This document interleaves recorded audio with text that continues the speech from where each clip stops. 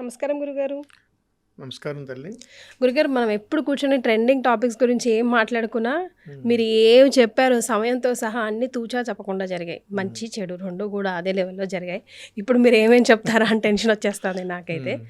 అయితే గురుగారు, గ్రామ దేవతల గురించి మీ ద్వారా తెలుసుకుందాం అనుకుంటున్నాను నేను, తప్పనిసరిగా నాతో తల్లి. పాటు ఐడ్రీమ్ ప్రేక్షకులు కూడా. హ్మ్. ఎందుకంటే మీ పోటీ వాళ్ళతో ఎవరితో కూర్చొని మాట్లాడినా ముందుగా పితృదేవతలకి, తర్వాత గ్రామ దేవతలకి పెద్ద పీట వేస్తూ ఉంటారు. అవును తల్లి. అంటే వాళ్ళ పర్మిషన్ ఉంటే, హ్మ్. వాళ్ళ ఆశీర్వచనం ఉంటే లలిత వరకు వెళ్ళక్కర్లేదు, హ్మ్. శివయ్య వరకు వెళ్ళక్కర్లేదు, ప్రాబ్లమ్స్ అన్నీ ఇక్కడే సాల్వ్ అయిపోతుంటాయి కానీ అవును. అంటూ ఉంటారు. కానీ ఈ మధ్య కాలంలో చాలా వరకు కనుమరుగైపోయాయి. హ్మ్. మొన్న ఈ మధ్య మళ్ళీ స్పెషల్‌గా పూజలు చేసుకోవడం అది స్టార్ట్ చేశారు లాస్ట్ 2 అవును. ఇయర్స్ నుంచే. అవును. సో, గ్రామ దేవతల గురించి పిల్లలకి చరిత్రలో ఎప్పుడు అయినా యూట్యూబ్ ఉన్నంత కాలం గుర్తుండిపోవాలి గురుగారు. గ్రామ అవును. దేవతలు ఎవరు?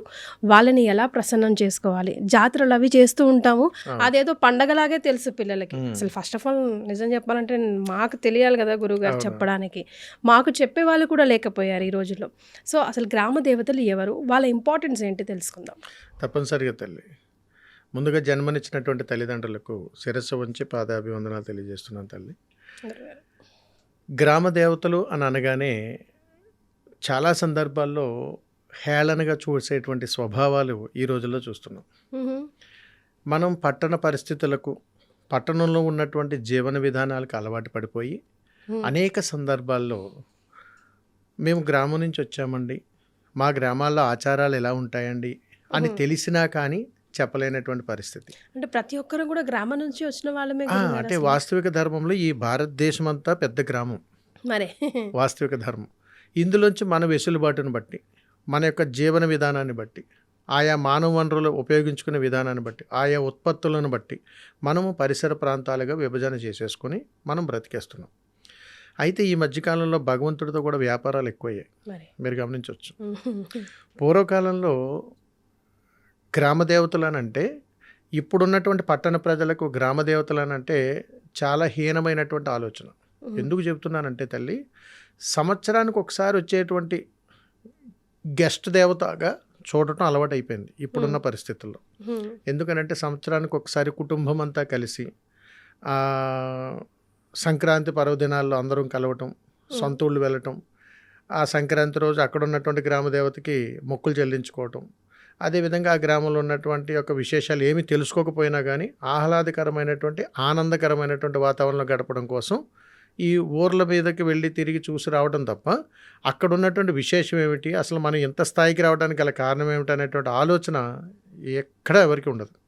కారణం ఎందుకురా అని అడిగితే, ఇప్పుడున్నటువంటి రోజుల్లో అంటే గత 30 సంవత్సరాల నుంచి లెక్క వేసుకుంటే, ఈ 30 సంవత్సరాలు ఈ ఫాస్ట్ కల్చర్లో పిల్లలు సెటిల్ అవ్వటం కానీ, వీళ్ళ యొక్క స్థిరత్వాలు కానీ, ఉద్యోగాలు కానీ, వ్యాపారాలు కానీ సొంత ఊరి కంటే వేరే ఊరిలో స్థిరపడటం అనేటువంటిది ఎక్కువగా అయిపోయింది. దీనికి తోడు విదేశీ ప్రయాణాలు. అంటే ఎక్కడెక్కడికో మన స్థాన బలాన్ని వదిలి ఎక్కడెక్కడికో వెళ్ళిపోతున్నాం. అంటే ఇప్పటికీ మన ఇంట్లో ఒక 60 ఏళ్ళు 70 ఏళ్ళు ఉన్నవాళ్ళు ఉన్నారు అని అంటే వాళ్ళు మన ఊర్లు దాటి బయటకు రారు.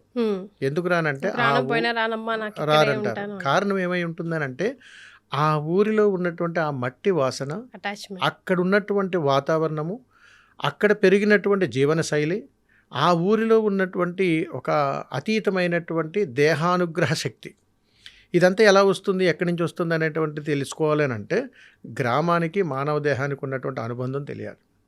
అందుకని ఈ సమస్త విశ్వము పెద్ద గ్రామమే. భారతదేశం అనేటువంటి మహాగ్రామం. ఈ భారతదేశం అనేటువంటి మహాగ్రామానికి గ్రామదేవత ఎవరు అని అడిగితే ఆదిపరాశక్తి అమ్మవారు. ఈ ఆదిపరాశక్తి అమ్మవారి యొక్క అంశములో పుట్టినటువంటి అక్కమాంబల స్వరూపాలే ఈ గ్రామదేవతలు. ఎంతమంది ఉండుంటారు గురుగారు? సుమారు ఒక్కొక్క గ్రామానికి ఒక్కొక్క దేవత, ఒక్కొక్క గ్రామానికి ఒక్కొక్క దేవత. ఎందుకు వచ్చారు, ఎలా వచ్చారు అనేటువంటి విశేషం కూడా ఉంది ఇందులో.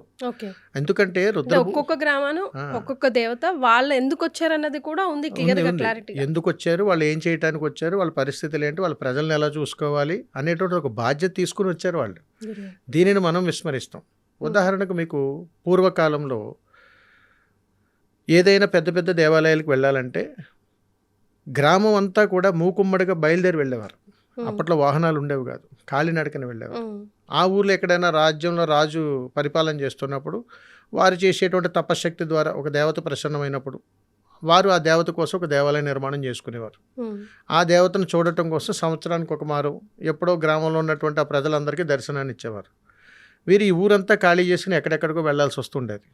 అందుకని మన పూర్వీకులు ఏం చేశారనంటే అలాంటి రూపాన్ని, అలాంటి దర్శనం కలిగినటువంటి ఒక రూపాన్ని చెక్కడం చేతకాక తెలియక అప్పట్లో ఉన్నటువంటి పరిజ్ఞానాన్ని బట్టి ఒక రాయిని అక్కడ పెట్టి ఈవిడే ఆవిడ, ఈవిడికి నమస్కారం చేసుకుంటే చాలు, మనం అంత దూరం వెళ్ళక్కర్లేదు. ఎందుకనంటే అప్పట్లో ఊర్లో ప్రజలు లేనప్పుడు రకరకాల దండయాత్రలు, ఇబ్బందులు అన్నీ వచ్చేవి. అదేవిధంగా ఊరి మీదకు కొన్ని మహమ్మారులు కూడా వచ్చి ప్రాణ నష్టం కూడా జరిగేది. అప్పుడు ఏం చేయాలో అర్థం కానటువంటి పరిస్థితుల్లో అక్కడ ఒక శిలను పెట్టి ఒక చెట్టు దగ్గర ఈవిడే ఆ తల్లి, మనం చూసి వచ్చాం కదా, ఆవిడే ఈవిడ, మనల్ని ఎందుకు కాపాడదు అనేటువంటి ఒక సంకల్పానుసారంగా కొంతమంది గోడలకి పసుపు రాసి బొట్లు పెట్టి అవన్నీ ఉన్నాయి. ప్రతిదీ ఆచారమే. ఇవన్నీ ఏంటంటే సాంప్రదాయంగా ఆచార వ్యవహారాల్లో మన హైందవ సనాతన ధర్మాల్లో కొన్ని విధానాల్లో ఉన్నాయి. వీటిని ఆచార వ్యవహారాలుగా కొలుస్తూ పసుపునే అమ్మవారిగా కొలుస్తూ ప్రతీకగా తీసుకొచ్చి ముఖానికి, కాళ్లకు, చేతులకు పసుపు బండారం అంటారు, చక్కగా రాసుకొని అమ్మవారిగా అలంకరణ చేసుకునేటువంటి విధానంలో ఎక్కడ ఉంది అమ్మవారు తెలుసుకోలేనటువంటి ప్రయాణంలో నా ఇంట్లోనే ఉందని చెప్పి ఇంట్లో ఒక మూలన పసుపు రాసి బొట్లు పెట్టి ఈవిడే అమ్మవారిగా నమస్కారం చేసి మొక్కులు చెల్లించుకునేవటం ఆచారమైంది. ఆ తర్వాత చెట్టుని, పుట్టని అన్నిటిని ఆరాధన చేయడం ఆనవాయితీగా వచ్చింది.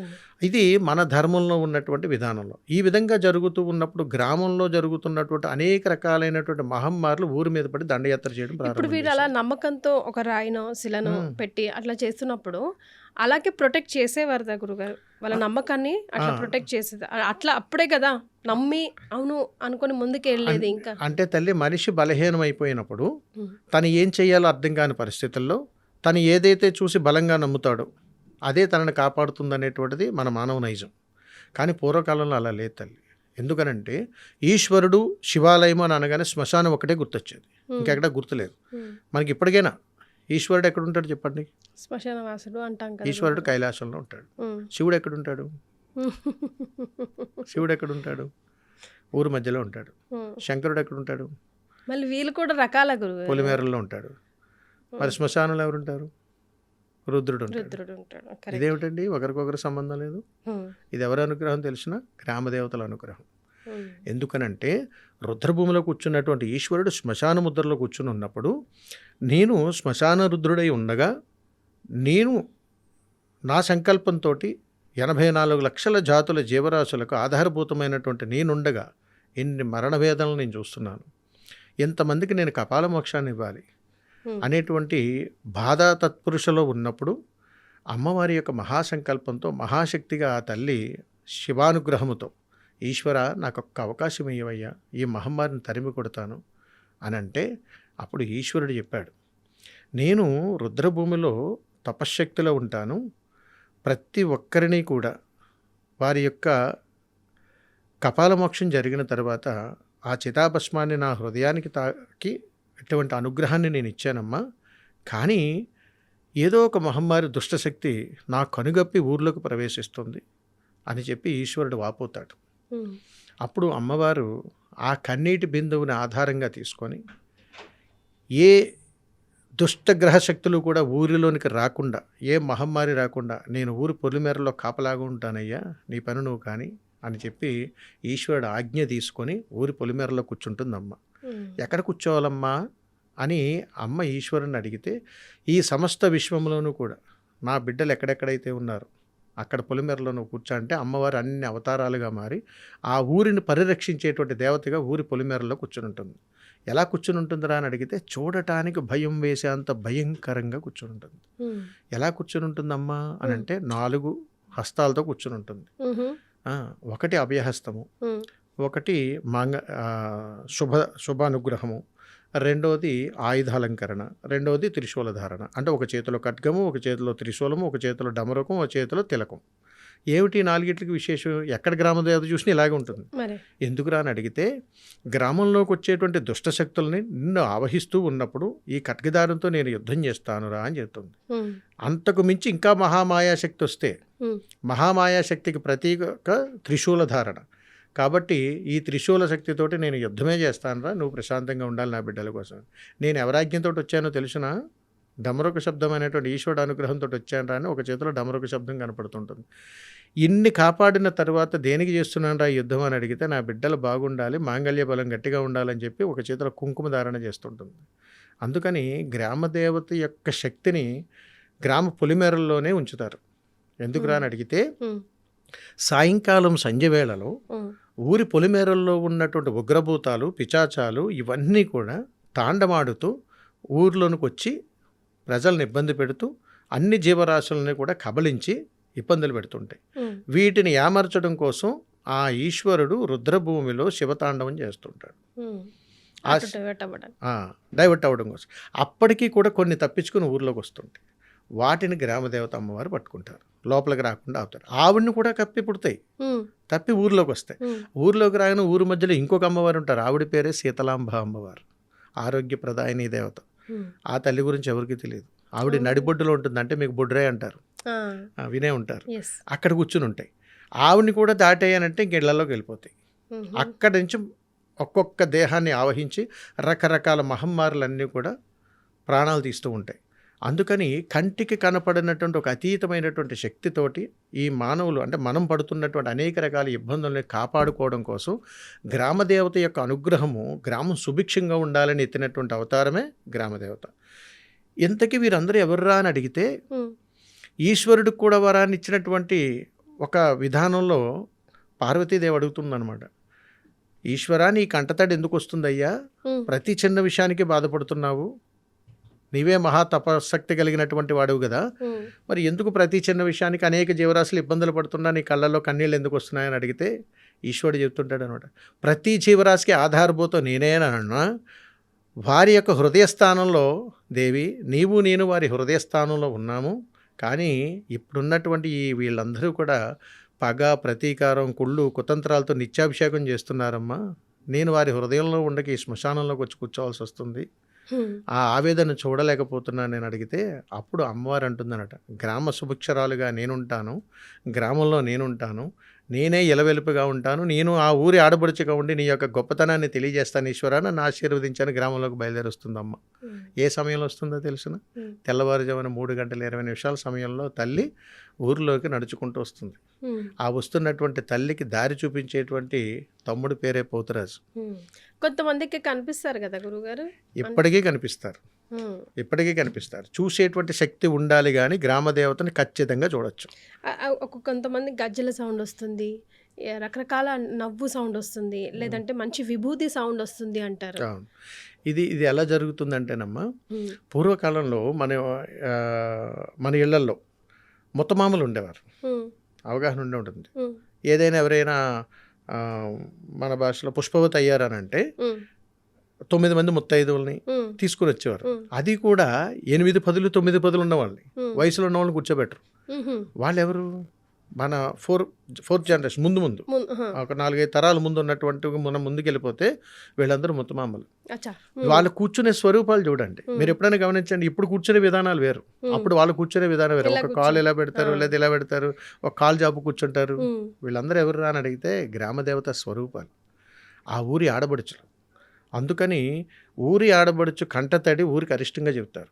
అందుకని సంవత్సరానికి ఒక్కసారి జరిగేటువంటి అత్యంత వైభవపేతమైనటువంటి జాతరలో కుటుంబానికి ఉన్నటువంటి ఆడబడుచుని విపరీతంగా ఆరాధన చేస్తుంటారు. అలాంటి ఆరాధన చేస్తూ వారిని సగౌరవంగా, మర్యాదగా అనేక రకాలైనటువంటి ఆచార వ్యవహారాల్లో గౌరవించడం జరుగుతుంది. గురుగారు ఇంత అందంగా విశ్లేషించారు కదా, మరి ఎందుకు సంవత్సరానికి ఒక్కసారి ఆవిడ అర్హుల పూజకి? అలా అని కాదు, ఇప్పుడు కూడా అదే బాధపడుతున్నాం.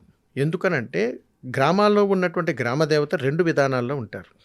ఒకటి, మనం నిత్యం ఆరాధన చేసేటప్పుడు అప్పుడు కాలంలో అమ్మవారికి బలిచ్చేవారు. ఎందుకు ఇచ్చేవారు అని అడిగితే పూజ తెలియదు, విధానం తెలియదు, మంత్రం తెలియదు. అలాంటప్పుడు కొన్ని జీవరాశులను అక్కడ బలి ఇవ్వటం ఆనవాయితీగా వచ్చేది. అంటే ఊరిలోనికి మహమ్మారి వస్తే ఏదో ఒక జీవరాశిని బలిస్తే మహమ్మారి ఆగిపోయేది. అంటే అక్కడికి పోయి అది తింటూ వెళ్ళిపోయేది.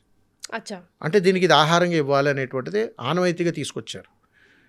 అలాంటి తీసుకొచ్చినటువంటి ఆనవాయితీ ఈ రోజుకి కూడా సంవత్సరానికి ఒకసారి జరిగేటువంటి జాతరలో అమ్మవారికి వేటలను వేయటం, రకరకాల విధానాలు మనం చూస్తుంటాం. ఇక్కడ జీవహింస తప్పు అని మనం చెప్పినా కానీ చాలా సందర్భాల్లో చాలా చోట్ల అనేక విధానాలు ఇప్పటికీ కూడా బహిరంగంగానే జరుగుతుంటాయి. ఇవన్నీ ఏంటనంటే మీరు నేను పెట్టినవి కాదు. మన తాత ముత్తాతలందరూ కూడా మన ఊరు బాగుండాలంటే ఇలా చేసాము కాబట్టి మన ఊరు బాగుంది. అప్పుడు ఒక నమ్మకం. ఆ నమ్మకం ఎలాంటిదనంటే చెట్టులోనూ భగవత్ స్వరూపాన్ని చూస్తూ, పుట్టలోనూ భగవత్ స్వరూపాన్ని చూస్తూ, ఒక రాయిలోనూ కూడా భగవత్ స్వరూపాన్ని చూస్తూ, ఆఖరికి అక్కడ ఏమీ లేకపోయినా ఇక్కడ అమ్మవారు కొలువైంది, ఇక్కడే కూర్చుంది. ఆ నీళ్లలో కూడా అమ్మవారిని స్వరూపంగా చూసి నమస్కారం చేసేటువంటి సంస్కారవంతమైనటువంటి ధర్మం ఉంది. దీనిని మనం పక్కదారి పట్టించేటువంటి ప్రయత్నాలు చేయడం ద్వారా సరైనటువంటి అవగాహన లేక తప్పుగా చూడాల్సిన పరిస్థితి వస్తుంది. ఇప్పటికీ కూడా పట్టణాల వరకు మనం చర్చలు చేస్తున్నాం జీవహింస కోసం.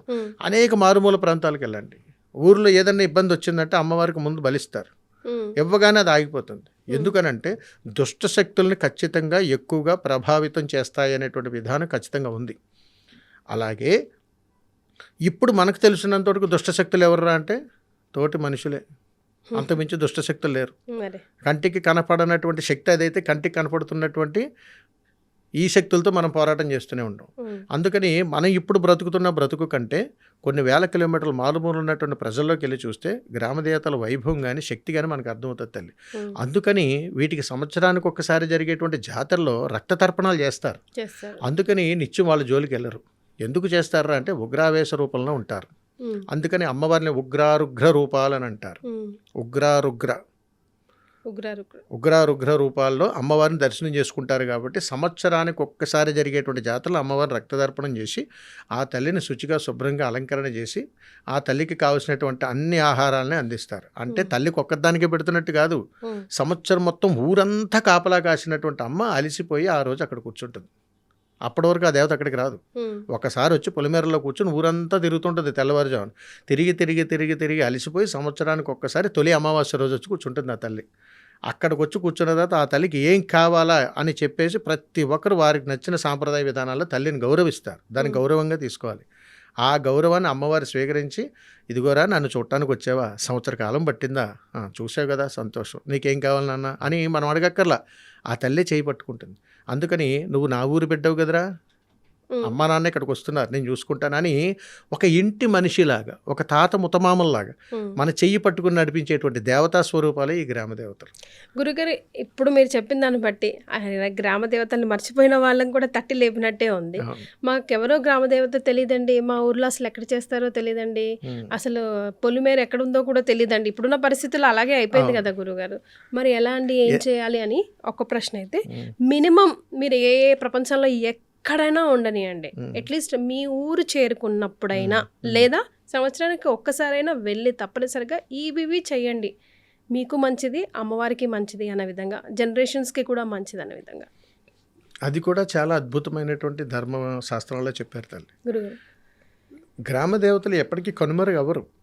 ఎందుకనంటే గ్రామాలు కనుమరుగవుతున్నాయి. గమనించండి, గ్రామాలు కనుమరుగవుతున్నాయి తప్ప గ్రామ దేవతలు కనుమరుగు. అసలు బొడ్రాయి ఎక్కడ కనిపిస్తుంది గురుగారు? కనిపించదు. ఎందుకనంటే ఒకప్పుడు శ్మశానం ఊరవతలు ఉండేది, ఇప్పుడు శ్మశానం ఊర్లోకి వచ్చేసింది. ఎందుకని? భూ ఆక్రమణలు. ఊరు పొలిమేరలో గ్రామదేవత ఉండేది, అదే గ్రామదేవత కోసం వస్తే ఊరు మధ్యలో ఉంటున్నారు. ఎందుకని? భూ ఆక్రమణ. ఇది ఎక్కడైతే జరుగుతుందో ఆ ఊరు అరిష్టాలకు ప్రతీక. ఎక్కడైనా సరే, కానీ ఎక్కడైనా ఇదే జరుగుతుంది కదా గురుగారు. అందుకే కదా తల్లి మన భారతదేశంలో ఇన్ని అరిష్టాలు, దేవుడి దగ్గర యుద్ధము, భగవంతుడి కోసం వాగ్వేదాలు, దేవుడు ఉన్నాడా లేదనే చర్చలు, ఎక్కడ పోయినా ఏం చేసినా అసలు అమ్మవారు ఉందా, అయ్యవారు ఉన్నారా, మీది ఈ మతమేనా, మనది ఈ మతమేనా, ఇదే కదా చర్చలు. ఏం ఉద్ధరించడానికి? ఈడ్చిదంతే 40 ఏళ్ళు 50 ఏళ్ళు ఒక్కొక్కడికి. కొన్ని వేల సంవత్సరాల చరిత్రను ఇప్పుడు తీసుకొచ్చి దాన్ని చర్చగోష్ఠులు చేస్తున్నారు. కొన్ని ఏళ్ళు ఏదన్నా 200-300 ఏళ్ళు బతికేస్తారా? లేదు కదా, ఏళ్ళు పోవాల్సిందే. మరి బ్రతికుండగా ఏం ఉద్ధరిస్తున్నాం, మనం ఏం చేయగలుగుతున్నాం? వేల సంవత్సరాల నుంచి వస్తున్నటువంటి ఆచార వ్యవహారాలని తొంగలోకి దొక్కేటువంటి ప్రయత్నం చేసి స్వలాభాల కోసం మనకు నచ్చినట్టుగా బ్రతికేస్తూ ఉన్నది లేనట్టుగా లేనిది ఉన్నట్టుగా ప్రచారాలు చేసేస్తున్నాం. ఇది చేసుకుంటూ నీ దేవుడు గొప్ప, నా దేవుడు గొప్ప, నీ ఇంటోడు గొప్ప, నా ఇంటోడు గొప్ప, ఇదే సరిపోయింది దౌర్భాగ్యం. పైన ఉన్నవాడు బాగానే ఉన్నాడు, మనకెందుకు ఈ జగలాట మొత్తం అంతా మనం చూస్తున్నాం. ఈ జగడం శ్మశాన రుద్రులు అయినటువంటి ఆయనకి సమాధానం చెప్పాలి. మనం పోయిన తర్వాత ఏం ఉత్తరించి వచ్చావరా అని అడుగుతాడు. ఊర్లో తిరుగుతున్నటువంటి మనం చెప్పాలి, ఊరు దాటేటప్పుడు ఎక్కడ పోతున్నావురా అని ఆవిడికి చెప్పాలి. ఊరు మధ్యలో మనం తిరుగుతున్నప్పుడు నీ బాధ్యత ఏంద్రా అని అడుగుతుంది ఆవిడికి సమాధానం చెప్పాలి. ఇన్ని బరువు బాధ్యతలు ఇచ్చినటువంటి మనం మన కుటుంబాన్ని జయించలేనటువంటి వాళ్ళు ఈ భగవంతుడి దగ్గరికి ఈ చర్చగోష్ఠులు ఏమిటి? ఫస్ట్ మనల్ని ఉద్ధరించుకోవాలి, సమాజాన్ని ఉద్ధరించాలి. ఆ తర్వాత భగవంతుని ప్రశ్నించి అంతటి గొప్పవాళ్ళమ్మా. నువ్వు చూడలేదు, నేను చూడలేదు, చూసిన వాళ్ళు చెప్పారు, నమ్మాలిగా. మరి మన ప్రయాణం నువ్వు చూసేంత శక్తి నీ దగ్గర లేదు కాబట్టి నీకు దర్శనం లేదు కాబట్టి నువ్వు లేదని అంటావు. చూసేంత శక్తి నా దగ్గర ఉంది కాబట్టి నేను చూశాను, నిన్ను నమ్మించాల్సిన ప్రయత్నం నా దగ్గర లేదు. కానీ మన తాత ముత్తాతలు చూశారు కాబట్టి ఒరే అమ్మవారు వస్తారు త్వరగా పడుకోరా అని చెప్పేవారు. రాత్రి 11 గంటల వరకు మెలకుగా ఉంటే దెయ్యాలు పడతారా, మూసుకుని ఇంట్లో పడుకోరా అనేవారు. ఎందుకని? ఊరి పొలిమేరల్లో కొన్ని రకాలైనటువంటి జాతి వృక్షాలు మనల్ని కాపలా కాస్తుంటాయి. వాటిలోంచి వచ్చినటువంటి 2 చెట్లు, ఒకటి చింత చెట్టు, 2 మర్రి చెట్టు. వినే ఉంటారు. చింత చెట్టు ఎవరు? పిశాచాలకి నిలయం, అంటే ప్రేతాత్మలకు నిలయం చింత చెట్టు. అందుకని ఇప్పటికీ కూడా ప్రతి ఇంటి యందు చింతపండు లేకుండా ఐలు గడవదు. అందుకని పిశాచాల స్వరూపంగా చెబుతుంటారు. అందుకని దాంట్లో ఉన్నటువంటి పిక్కలను మూటగట్టి ఇంటికి కడితే ఆ ఇంటికి గ్రహపీడలు ఉండవు. ఇది రహస్యం. అందుకని అదే చింతపిక్కలు చాలా మంది ఇళ్లలో చూడండి, ప్రతి ఇళ్లలో పూర్వకాలంలోనూ అష్టాచమ్మలు ఆడుతుండేవారు. ఎక్కడ చూసినా మీరు ఏ ఇల్లు అన్నా చూడండి, వాళ్ళ తాటిగిల్లు కట్టుకున్న చిన్న చిన్న ఇల్లులు కట్టుకున్న అక్కడ బొమ్మ గీసుకునేవారు, సిమెంట్ బొమ్మ మీద అలాగే ఉండేది. ఎప్పుడు స్టాండర్డ్ అది. ఇప్పటికీ కొన్ని ఊర్లలో వాళ్ళకి 6 పదులు 7 పదులు వయసు దాటం కానీ పిక్కలాట ఆడుతుంటారు. ఎక్కడైతే ఆ శబ్దం పడుతుందో అక్కడికి పిశాచాలు రావు, అస్సలు రావు. అక్కడికి భయం అనమాట వాటికి. అందుకని చింత చెట్టు మీద ఉన్నటువంటి ప్రేతాత్మలు ఊర్లో ఆ చెట్టుకే అక్కడే ఉంటాయి. ఎందుకురా అని అడిగితే అనుకో. అందుకని చింత చెట్టు ఎక్కడైతే ఉందో దాని దరిదాపుల్లోనే మర్రి చెట్టు ఖచ్చితంగా ఉంటుంది. ఎందుకనంటే అది శివానుగ్రహం. మీరు దాటి వస్తే ఇంకా మీ పని కథం అని అక్కడ ఆయన త్రిశూలధారుడై తాండవాడుతుంటాడు ఆయన. అందుకని మోక్షం వైపు మర్రి చెట్టు వంక చూస్తూ ఉంటాయి ఊరి నుంచి. అందుకని మీరు ఎక్కడైనా గమనించండి, మర్రి చెట్టు అక్కడ ఊరి మధ్యలో ఉండదు, ఊరి అవతలే ఉంటుంది. అక్కడే మీకు రచ్చబండని కూర్చోవడం అని ఇవన్నీ చేసేది అక్కడే. ఇక్కడతో ఆగల. విష్ణు స్వరూపంలో రావి చెట్టు కూడా మనకు దర్శనం ఇస్తుంటుంది. వీళ్ళందరూ ఎవరు? మన గ్రామాన్ని పరిరక్షించేటువంటి వృక్షజాతి రూపంలో మనకు దర్శనం ఇస్తున్నటువంటి మహాశక్తి స్వరూపాలు. ఆ మాత్రం కూడా మనం గ్రహించలేం. అలా లేకపోతే ఈరోజు ఇళ్లలో జరిగేటువంటి కార్తీక మాసపు నోములో ఏ ఆకుల విస్తరలో మరి నైవేద్యం సమర్పిస్తున్నాం? మర్రి ఆకు విస్తరలు. నీ ఇంట ఎందు సమస్యలు ఉన్నాయంటే ఏ చెట్టు చుట్టూ ప్రదక్షిణ చేయమంటాం? రావి చెట్టు దగ్గర. ఎక్కడ మనం దీపారాధన చేయమని చెప్తాం? అనేక కష్టాలు ఉన్నప్పుడు రావి చెట్టు దగ్గర దీపాన్ని పెట్టండి అంటాం. నాగశిల ప్రతిష్ఠ చేయాలంటే రావి చెట్టు దగ్గర పెట్టండి అంటాం. ఏమిటి అనుబంధం? గ్రామ దేవతలు ఇచ్చినటువంటి అభీష్టమైనటువంటి సంపూర్ణమైనటువంటి అనుగ్రహం. కనీసం సంవత్సరానికి ఒక్కసారైనా కొన్ని జాతరకి వచ్చినా రాకపోయినా ఎప్పుడోకప్పుడు వస్తారు కదా, 2 సంవత్సరాలకో 3 సంవత్సరాలు వచ్చినప్పుడైనా వెళ్ళి అటెండెన్స్ వేసుకొని రండి, అమ్మ ఏమన్నా వచ్చాము. అది చాలా ఇంపార్టెంటా? అలా చేస్తే ఏం జరుగుతుంది, చేయకపోతే ఏం జరుగుతుంది? ఎందుకంటే ఇక్కడెక్కడున్న గ్రామదేవత అయినా నువ్వు 7 సముద్రాలు దాటి ఉన్నా ఆవిడ అనుగ్రహం ఎప్పుడూ నీకు ఉంటుంది అని అంటూ ఉంటారు. ప్రయాణంలో నేను ఒక వీడియోలో మిమ్మల్ని అడిగాను, గురుగారు ప్రయాణం స్టార్ట్ చేసేటప్పుడు ఎక్కడికైనా వెళ్తున్నప్పుడు గమ్యాన్ని సరిగ్గా చేరుకోవాలంటే ఏం చేయాలంటే వెళ్ళి గ్రామదేవతని దండం పెట్టుకొని అమ్మ వెళ్ళొస్తా అని చెప్పిరా చాలు అంటారు. మీరు ఇంకే మంత్రం చెప్తారో అని నేను ఎక్స్పెక్ట్ చేస్తే సింపుల్గా మీరు చెప్పిన రెమెడీ అది. అంటే అంత పవర్ఫుల్ అని అర్థమైంది కదా అమ్మ.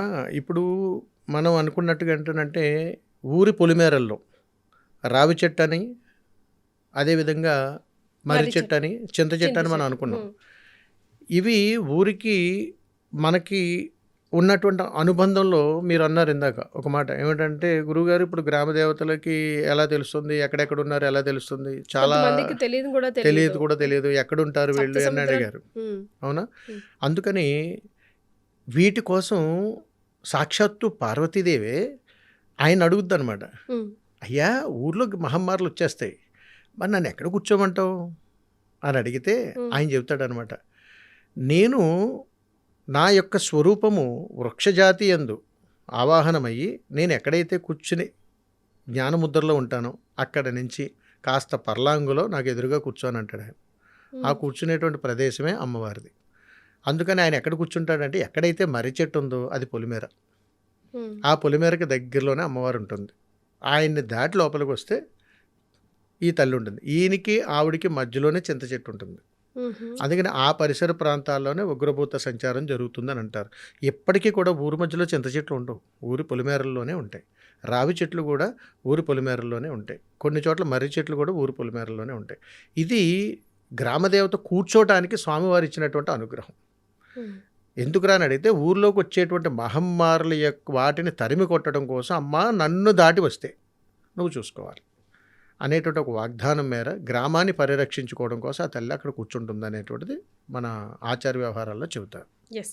సో మరి ఎక్కడైనా పుట్టనియండి, ఎక్కడైనా పెరగనియండి, వస్తారు కదా! ఎప్పుడో అప్పుడు సొంతూరికి వస్తారు. అవును. ఒకవేళ సొంతూరులో రాకపోయినా అక్కడ ఇల్లు, వాకిలు అన్నీ అమ్మేసుకొని అంతా వేరే చోట సెటిల్ అయినా వాళ్ళ పరిస్థితి ఏంటి? గ్రామదేవత అనుగ్రహం వాళ్ళకి ఎలా కలగాలి? ఏం చేయాలంటారు?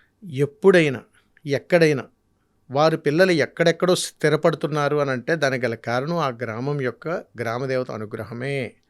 ఇప్పుడున్నటువంటి పరిస్థితుల్లో నువ్వు ఎన్ని పొర్లు దండాలు చేసి అరుణాచల్ గిరి ప్రదక్షిణ చేసినా, తిరుపతి వెళ్ళి తలనీలాలు అర్పించినా, అనేక దేవాలయాల చుట్టూ తిరిగి నువ్వు అన్నదానం చేసినా, ఇలా చేయటానికి ప్రేరణ చేసినటువంటిది నువ్వు ఏ గ్రామం నుంచి అయితే వచ్చావో ఆ గ్రామదేవత అనుగ్రహం.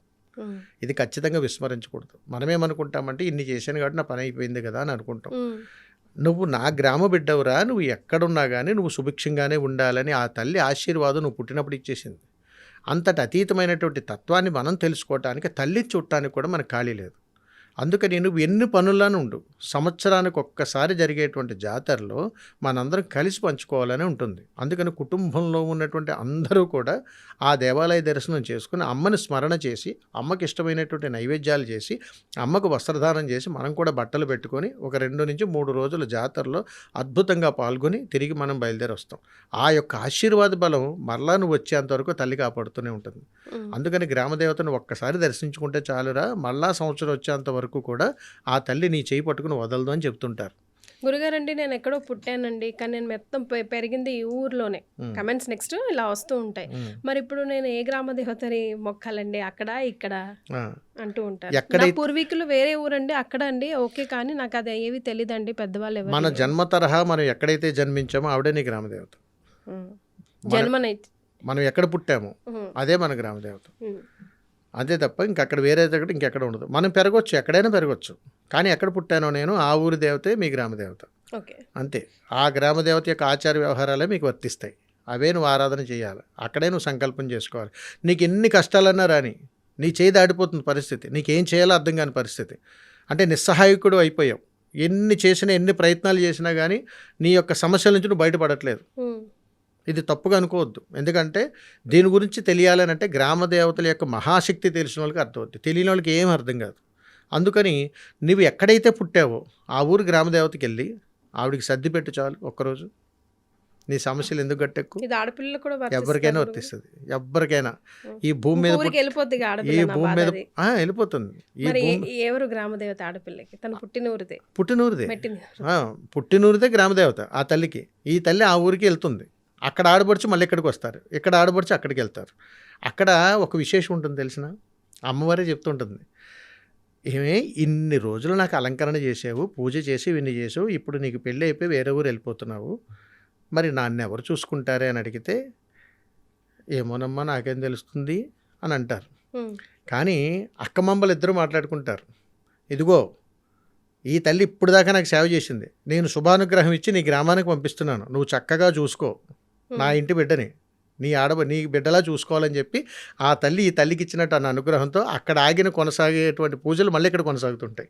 నేను మా ఊర్లో మా అమ్మవారికి ఇలాగే చేశానండి అని మొదలు పెడతారు, ఇక్కడ మళ్ళీ ఇక్కడ స్టార్ట్ చేస్తారు. ఇది ఎవరి అనుగ్రహం? ఆ దేవత అనుగ్రహం. ప్రీతి చెంది అక్కడ మా అక్క ఉందిలే అక్కడికి వెళ్ళు అంటే, మీ ఊర్లో మా ఊళ్ళో మా అమ్మవారు అయితే ఇక్కడికి వచ్చిన తర్వాత పోచమ్మ అమ్మవారు ఉంటుంది, వీళ్ళందరూ ఒకటే. ఆ స్వరూపాల్లో ఆ తల్లి ఇచ్చేటువంటి అనుగ్రహం అంత లీలగా ఉంటుంది, కానీ ఇది పట్టుకోవడం చాలా కష్టం. అందుకని ఏ ఊరిలో ఎక్కడైతే మనం జన్మించామో ఆవిడ నీ గ్రామదేవత. మరలా నువ్వు ఎక్కడైతే ఏ ఊరికైతే ఆడబడుచుకెళ్ళావో అది వాళ్ళ గ్రామదేవత. అందుకని ఎప్పుడూ కూడా మనం జన్మించినటువంటి ప్రదేశంలో ఉన్నటువంటి గ్రామంలో ఉన్నటువంటి గ్రామదేవతని ఎప్పుడూ మనం విస్మరించకూడదు. గురుగారు, వేరే ఆలయాలు డెవలప్ అయినంత ఈజీగా గ్రామదేవతల ఆలయాలు డెవలప్ కావాలి, అలాగే చిన్న చిన్నగా అలాగే బుజు పట్టుకొని అట్లా ఇతరితర ఆలయాలన్నీ కూడా భగవంతుడిని యొక్క అనుగ్రహాన్ని సంపూర్ణమైనటువంటి విధానంగా ఒకప్పుడు తెలియచేశారు. ఇప్పుడున్నటువంటి స్వయంభూ దేవాలయాలు, ఇప్పుడు వెలుస్తున్నటువంటి దేవాలయాలన్నీ కూడా, ఉదాహరణకు ఈ మధ్య ట్రెండ్లో కొత్తగా వారాహి దేవాలయం, కాలభైరవ దేవాలయం, రకరకాల దేవాలయాలన్నీ వచ్చేసి, ఇవన్నీ ఏంటంటే మన వ్యాపార స్వలాభాల కోసం పెట్టుకున్నటువంటి దేవాలయాలు. వీటికి అవగాహన రాహిత్యము, సాధనా రాహిత్యము, మంత్రలోపము, అదేవిధంగా అనుష్ఠాన లోపము, ఒక పరంపర లోపం, ఇవన్నీ ఉన్నాయి.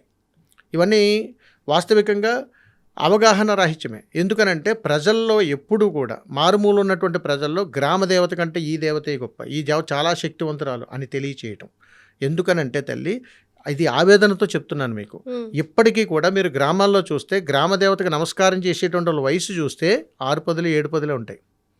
ఎక్కడ కూడా ఈ 2 పదులు 3 పదుల్లో ఎక్కడ మనకు మనుషులు కనపడరు. వీళ్ళందరూ కూడా ఇప్పుడున్న ట్రెండింగ్ దేవాలయాల్లో కనపడతారు. అక్కడ 6 పదులు 7 పదులు ఉన్న వాళ్ళు కనపడరు, యూతే కనపడుతుంటుంది. మన గ్రామాల్లోకి వెళ్తే మాత్రం 6 పదులు 7 పదులు వాళ్ళు కనపడతారు, యూత్ కనపడదు. ఏమిటి తేడా అంటే వారు నిదర్శనాన్ని పొందారు, చూశారు. ఈరోజు నా బిడ్డలు నా మనవలు ఇలా ఉండడానికి గల కారణం అమ్మ నువ్వే, నిన్ను దాటి మేము ఎక్కడికి వెళ్ళాం. ఇప్పుడు అలా కాదు, ఇన్స్టెంట్ గాడ్ అనమాట. జనాలకు ఎలా తయారైందనంటే ఇక్కడ మొక్కుకోవడం, ఇక్కడ అవ్వకపోతే ఇంకో చోట, అక్కడ అవ్వకపోతే ఇంకో చోట, ట్రెండింగ్ అనమాట. ఎక్కడ ఏది బాగుందో చెప్పండి అక్కడికి వెళ్ళిపోతాను అని చెప్పి మనుషులు మనమే మార్చేస్తున్నాం దేవుళ్ళని. అందుకని భగవత్ సంకల్పం ఎప్పుడు ఒకటే. అందుకని గ్రామ దేవత అనే పేరులోనే ఉంది ఆవిడ. గ్రామానికి అధిష్టానం ఎవర్రా, ఒక అధ్యక్షురాలు కావాలి, ఆవిడ పేరే దేవత.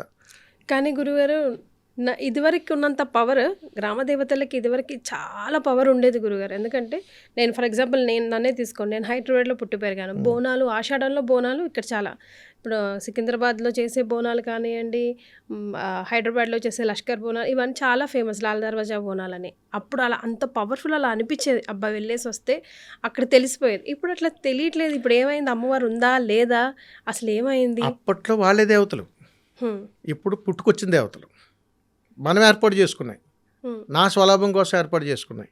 ఎలా తయారామంటే ఒకప్పుడు గ్రామ దేవత దగ్గరికి వెళ్ళాలనంటే పలానా గ్రామంలో ఉత్సవాలు జరుగుతున్నాయంటే చుట్టుపక్కల ఉన్న 7-8 గ్రామాల నుంచి జనాలు వెళ్ళేవారు. ఇప్పుడు గ్రామాల్లో వైరాలు, కుల వివక్షలు, మత వివక్షలు, రకరకాల విధానాలన్నీ మనం పుట్టుకొచ్చుకుని నీ గ్రామానికి నేను రాను, నా గ్రామానికి రాను, మీ గ్రామ దేవత మీ గ్రామతే, మా గ్రామానికి మా దేవత. ఉదాహరణకు మీకు ఏమనుకోకుండా చిన్న మాట చెప్తాను. రామాలయం ఉదాహరణ తీసుకోండి. ఇది మీ కులస్తుల రామాలయం, ఇది మా కులస్తుల రామాలయం, ఇది మీ పేట రామాలయం, ఇది మా పేట రామాలయం. ఎవరు విభజిస్తున్నారు? మనమే విభజించుకుంటున్నాం. మరి జై శ్రీరామ్ అని అందరూ ఒకేసారి అంటాం, మరి ఇందులో విభజన ఎందుకు? ఇదేమవుతుంది? అలాగే గ్రామానికి ఒకటే దేవత, విభజించడానికి లేదు. ఆ ఒక్కటి ఇంగిత జ్ఞానంతో మరి ప్రతి ఒక్కరూ ఆలోచిస్తే గ్రామానికి ఉన్న దేవత ఒకటే, అక్కడి నుంచి దాటి వీళ్ళు ఎక్కడికి రారు. వీళ్ళ స్వరూపాలు ఆదిపరాశక్తి అమ్మవారి అంశాల్లో ప్రతి గ్రామంలో దేవత ఉంది. ఆ గ్రామానికి ఏ మహమ్మారి పట్టుకుందో ఆ మహమ్మారిని తరిమి కొట్టే పేరు ఏదైతే ఉందో అదే ఆ దేవత. ఉదాహరణకు మీకు ఎగ్జాంపుల్గా చెప్తాను. మా ఊళ్ళమ్మ విన్నారు ఎప్పుడైనా? ఎవరు పేరు? ఆంధ్ర వైపు కదా, అది ఎక్కడో ఇక్కడ మీరు ఏదో పేరు వినే ఉంటారు కదా. ఎవరు ఆవిడ? మన పేరు ఎలా ఉంటాం? మా ఊళ్ళమ్మ అంటాం. మా ఊళ్ళమ్మ కాదు ఆవిడ పేరు, మా ఊళ్ళో అమ్మ. ఆవిడ పేరు ఏంటంటే మా ఊళ్ళో అమ్మ. మనం ఏం చేస్తున్నాం? మా ఊళ్ళమ్మ అంట. మా ఊళ్ళమ్మ అని అనగానే భీమవరానికి అత్యంత ప్రాముఖ్యత సంతరించుకున్నటువంటి అమ్మవారు. ఎవరు ఈవిడ? సైన్యాధ్యక్షురాలు. అంటే ఎక్కడైతే గొడవలు జరుగుతున్నాయి, ఎక్కడైతే ఇబ్బందులు జరుగుతున్నాయి అవన్నీ జరగకుండా, రక్తపాతం జరగకుండా ఆపగలిగేటువంటి శక్తి మా ఊళ్ళో అమ్మకే ఉంటుంది. ఎందుకనంటే నా ఊర్లో కన్నీళ్ళు ఎక్కువ ఉన్నాయి. కన్నీళ్ళు ఎక్కువ ఉన్నటువంటి కన్నీటి భయంతో ఎక్కువగా ఆత్మహత్యలు జరిగేవి, ఇబ్బందులు జరిగేవి. వాళ్ళలే ప్రాణాన్ని హింసించుకుని మరణించేటువంటి పరిస్థితులు ఏర్పడ్డాయి ఒకానొక సందర్భంలో. అదేవిధంగా ఒక మహమ్మారి వచ్చి, అంటే ఒక దండయాత్రలాగా వచ్చి చంపేసుకోవడం, రకరకాల పరిస్థితులు జరిగి జన నష్టం జరుగుతుండేది. అప్పుడు ఈశ్వరుడు అనుగ్రహంతో నా ఊరు నేను కాపాడుకుంటాను ఈశ్వర, నాకు అనుగ్రహాన్ని ఇవ్వయ్యా అని మా ఊళ్ళో అమ్మలాగా అవతారం ఎత్తినటువంటి తల్లే మా ఊళ్ళో అమ్మ కాలక్రమేణా మా ఊళ్ళమ్మగా వచ్చింది. అందుకని ఈ తల్లి కళ్ళు పెద్దవిగా ఉండి, ముక్కు పుటలు పెద్దగా ఉండి, అంటే నాసికా పుటాలు బాగా పెద్దగా ఉండి, అమ్మవారి ముక్కెర కూడా చాలా అందంగా పెద్దగా ఉండి, అమ్మవారి యొక్క దివ్యమంగళ స్వరూపం వెనకాలను చూస్తే భయం పుట్టే అంత అందంగా ఉంటుంది అమ్మవారు. అంటే దగ్గరగా చూస్తే భయం పుడుతుంది. అందుకని మనలో ఉన్నటువంటి శత్రుత్వాన్ని, భయాన్ని పాలద్రోలడానికి అవతారం ఎత్తినటువంటి స్వరూపమే మా ఊళ్ళో అమ్మ. మా ఊళ్ళో అమ్మ ఉండగా కన్న తల్లి కన్నీళ్లు పెట్టకూడదు అనేటువంటిది ఆ తల్లి సంకల్పం. అందుకని బిడ్డలకు శోక సముద్రంలో మొలగొద్దురా, నేనున్నానురా, అమ్మ తర్వాత అమ్మ లాంటి దాన్ని నేనుండగా ఈ ఊర్లో కన్నీళ్ళు ఎందుకురా అని చెప్పి ఊళ్ళో అమ్మగా కొలువై కూర్చుంది ఆ తల్లి. ఈ తల్లి గ్రామాలన్నీ సంచారం చేస్తూ చేస్తూ చేస్తూ భీమవరం దగ్గర కూర్చుందిపోయి, అక్కడి నుంచి ఆ తల్లి అంశం అంతా అక్కడక్కడ తిరుగుతూ కొన్ని చోట్ల ఇంకా మా ఊళ్ళో అమ్మగా కొలుస్తుంటారు. అమ్మవారిని ఎలా కొలుస్తారు గురుగారు? ప్రత్యేకంగా విశేషం ఏమైనా ఉందా? ఉంటుందో తల్లి. గ్రామదేవత అమ్మవారి కొలుపులుగా విధానంగానే మనకు తెలిస్తే తిరుపతి వెళ్ళాం, విజయవాడ వెళ్ళాం, శ్రీశైలం వెళ్ళాం, అష్టాదశ శక్తిపీఠాల దగ్గర కూడా పోము. అంతటి అతీతమైనటువంటి గ్రామదేవత శక్తి ఉంటుంది. ఎందుకో తెలుసునా? మీరు ఎక్కడైనా వేరే పుణ్యక్షేత్రం వెళ్తే అక్కడ అందరూ అన్ని ఊర్ల నుంచి వస్తారు, కానీ ఇక్కడ ఒక్క గ్రామదేవత శక్తి గ్రామానికి అంకితం. వేరే శక్తి అక్కడికి రాదు, రానివ్వదు కూడా. నీ ఊరు గ్రామదేవత అక్క నువ్వు అక్కడే ఉండవే, ఇక్కడికి రాకు, నేను ఉన్నాను కదా ఇక్కడ వీళ్ళు నా బిడ్డలు నీ ఊరు వస్తే నువ్వు చూసుకో, నీ బిడ్డలు నా ఊరు వస్తే నేను చూసుకుంటా అని చెప్పి అనుక్షణము భేదాభిప్రాయాలు లేకుండా కల్మషం లేనటువంటి తంత్రంతో, అంటే మంచి ఆలోచనలతోటి ఊరిలోనికి వ్యాధులు రాకుండా, ముఖ్యమైనటువంటిది ఊరిలోనికి వ్యాధులు రాకుండా, ప్రాణ నష్టం జరగకుండా, అరిష్టాలు జరగకుండా, రక్తపాతం జరగకుండా, పశుపక్షాదులు మరణించకుండా, ఎలాంటి జీవహింస జరగకుండా అనేక రకాలైనటువంటి శక్తియుక్తులను ఊరికి ప్రసాదం చేసేటువంటి దేవతలే గ్రామ దేవతలు. వీరికి పూజా విధానాలు కానీ ఇతరితరాలు కానీ ఎలా చేసేవారు? వీరికి ఒక సాంప్రదాయము, ఒక విధానం అనేటువంటిది ఉండదు. అందుకని మా తాత ముత్తాతలు మనం ఎలాగైతే ఆరాధిస్తామో అమ్మ, తాతమ్మ, బాబాయ్, చిన్న అని పిలుస్తాం. ఈ సాంప్రదాయం ఎక్కడి నుంచి వచ్చాయి మీరు గమనించండి. మీరు ఎక్కడైనా ఆఫీస్లో పనిచేసేటప్పుడు 2-3 రోజులను వరుసలు కలుపుతారు. అక్క ఎలా ఉన్నామంటారు, లేకపోతే ఇంకొక రకంగా అబ్బాయిలు కూడా. ఈ సాంప్రదాయ విధానాలు ఎక్కడి నుంచి వచ్చాయి? మన పూర్వీకుల నుంచి వచ్చాయి. ఇవి ఎక్కడి నుంచి వచ్చే ఆచారాలు? గ్రామాల నుంచి వచ్చాయి. గ్రామాల నుంచి వచ్చినటువంటి ఆచార వ్యవహారాల్లో అమ్మని అమ్మని పిలుస్తారు, మామగారిని మామగారు అని పిలుస్తారు. ఇక్కడ పిలవటానికి కష్టం, నామూషి.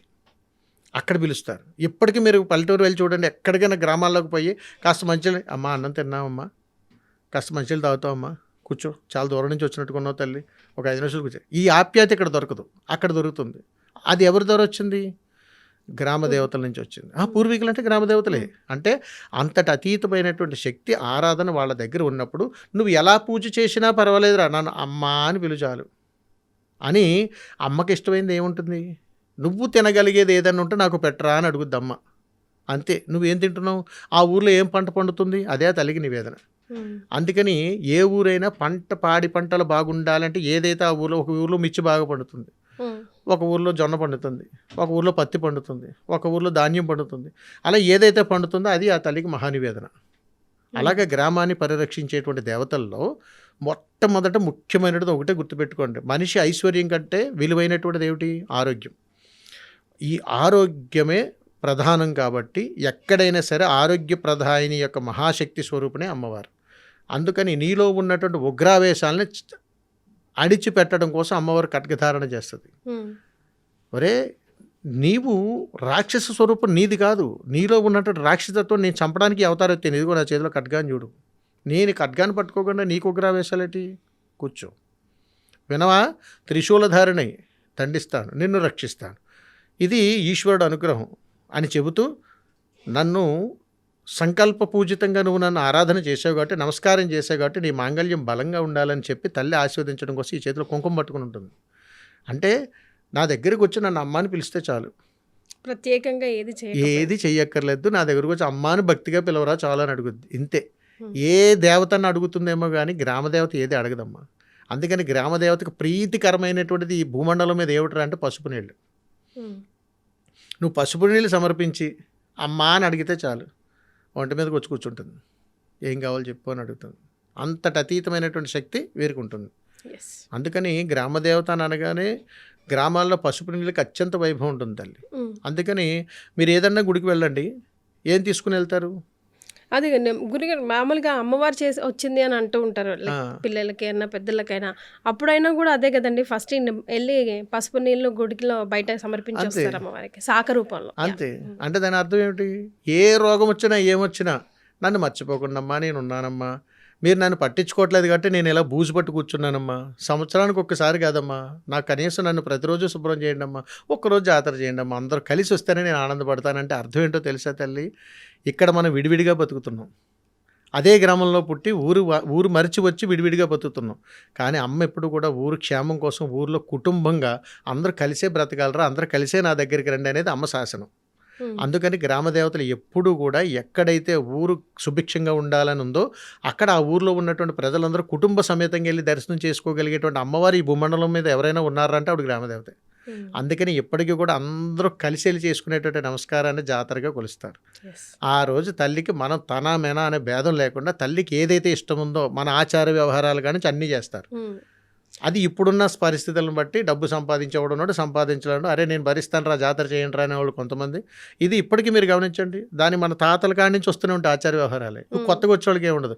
మా తాత మా పెద్దనాన్న 50 ఏళ్ళ నుంచి చేస్తున్నాడు, మా ముత్తాత 100 ఏళ్ళ నుంచి చూస్తున్నాడు అమ్మవారిని అంటారు. ఎందుకు చెప్పడం కూడా అలాగే చెప్తారు. అంతటి చరిత్ర ఉన్నాయి. వీటిని ఇప్పుడు మనం కనుమరుగైపోతాం. నా బాధల్లో ఏమిటనంటే ఎక్కడ గుడికి వెళ్ళినా ఈ 60, 70, 80 ఏళ్ళు కనపడుతున్నారు తప్ప యుక్త వయసు ఉన్నటువంటి వాళ్ళు కనపడట్లేదు. వారికి మనం ఏ విధమైనటువంటి సందేశం ఇస్తున్నాం? గ్రామదేవతకి నమస్కారం చేసుకోండి ఎవరండి అని అడుగుతున్నారు. గ్రామదేవత ఏంటి సార్, నేను తిరుపతి వెళ్తున్నాను, విజయవాడ వెళ్తున్నాను, ఆవిడకి ఎవరు నమస్కారం చేస్తారని అంటారు. ఈ విలువలు ఎక్కడి నుంచి అంతమైపోతున్నాయి? గ్రామాల్లోనే అంతమైపోతున్నాయి, గ్రామాల్లోనే కనుమరుగైపోతున్నాయి. అలా విస్మరిస్తున్నాము కాబట్టి మన మీద అనేక రకాలైన దాడులు జరుగుతున్నాయి. మాటల దాడులు, మతాల దాడులు ఇవన్నీ జరుగుతున్నాయి. అందుకని అమ్మవారు నువ్వెవర్రా అని అడుగుతున్నాం. అందుకని ఎన్ని అవతారాలు ఎత్తినా ఎలాంటి భేదాభిప్రాయాలు లేకుండా ఒకటే స్వరూపం, ఒకటే పేరు, ఒకటే అవతారం, ఆవిడే గ్రామదేవత. గ్రామ దేవత గురించి, గ్రామ దేవతని మర్చిపోయిన వాళ్ళ గురించి ఒకసారి నిజంగా తట్టి లేపామనే చెప్పాలి. ఇలా గ్రామ దేవతలకు సంబంధించి మనం ఒక సిరీస్ లాగా చేసే ప్రయత్నం చేద్దాం గురుగారు. వీలైనంత సమాచారం ఇచ్చి మీ బాధని మీలాగా చాలామంది ఎవరైతే గ్రామ దేవతలు కనుమరుగైపోతున్నారో నిజంగా వాళ్ళ బ్లెస్సింగ్స్ ఎప్పుడూ ఉండాలని పెద్దలు వాళ్ళు ఎప్పుడూ చెప్తూ ఉంటారు. అలాంటివన్నీ పొందాలని మనస్ఫూర్తిగా కోరుకుందాం. ధన్యవాదాలు. నమస్కారం.